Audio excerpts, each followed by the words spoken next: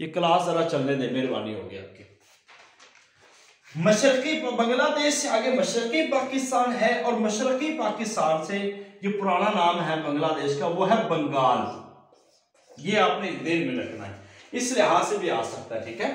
तो मशरकी पाकिस्तान ये हमारा जो बांग्लादेश था उसका नाम लिया जाता है, ठीक है। और अब ये बांग्लादेश है जो, तो मशरकी पाकिस्तान में 44 सीट थी, और जो 17 सीट थी ये पंजाब से थी, पंजाब से। और ऐसे ही जो 3 सीटें थी ये इसका तल्लुक केपीके से था, केपीके। और जो आगे 15 है इसका तल्लुक बलोचिस्तान और पंजाब के आजाद रियासतों के साथ था। तो ये पहली असेंबली की जो तादाद है उस हवाले से मैंने आपको बता दिया, इसको आपने अच्छी तरह ध्यान में रखना है। ये सारी चीजें लिखी हुई हैं, मैं आपको इंशाल्लाह तो वो भी सेंड कर दूंगा, परेशान ना हो।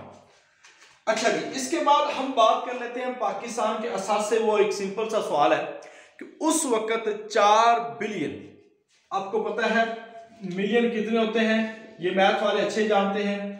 जो है मिलियन 10 लाख होता है, और जो बिलियन होता है ये 1 करोड़ को बोला जाता है, ठीक है। उस वक्त जो है पाकिस्तान 1 अरब को बोला जाता है, बिलियन 1 अरब को। 4 बिलियन 4 अरब ये टोटल असासे थे जो रिजर्व बैंक इंडिया में मौजूद थे। इसमें से पाकिस्तान का हिस्सा था 75 करोड़। 75 करोड़ पाकिस्तान का हिस्सा था, जो हिंदुस्तान ने इसमें से जो है 700, ठीक है, दिए थे, बाकी उन्होंने नहीं दिए थे। ये हमने डिस्कस कर लिया। इसके बाद जी एक और यहां पे नाम आता है कि सरहदी गांधी किसे कहा जाता है।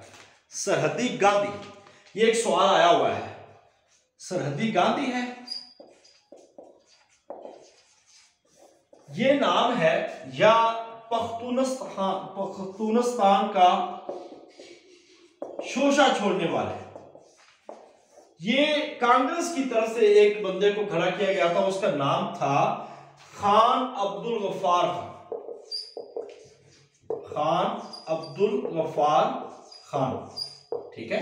ये एक नाम आपने याद रखना है। यहां तक हमने पढ़ लिया। अब हम बात करते हैं बुनियादी तौर पर, आगे जो हम चल रहे हैं वो होगी हमारे मुल्क के दूसरे वजीर आज़म। और इसके बाद मैं आपको वज़ीर आज़म और सदूर की लिस्ट भी चेक कराऊंगा। दूसरे जो वजीर आज़म थे उनका नाम था ख्वाजा नाज़मुद्दीन।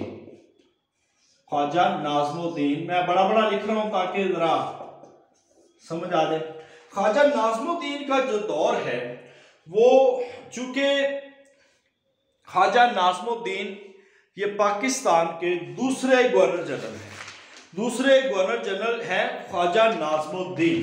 पहले गवर्नर जनरल कायदे-ए-आज़म मोहम्मद अली जिन्ना, और चूंकि 11 सितंबर 1948 को कायदे-ए-आज़म मोहम्मद अली जिन्ना अल्लाह को प्यारे होते हैं, और उसके बाद 14 सितंबर 1948 को ये दूसरे गवर्नर जनरल का हल्फ उठाते हैं, ठीक है, ख्वाजा नाज़मुद्दीन।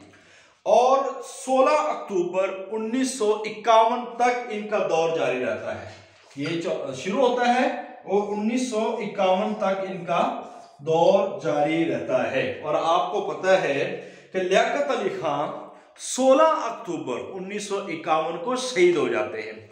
और उसके बाद ख्वाजा नाज़मुद्दीन वज़ारते उस्मा के लिए आ जाते हैं, और जो सीट है गवर्नर जनरल की वो खाली हो जाती है। और इसी तरह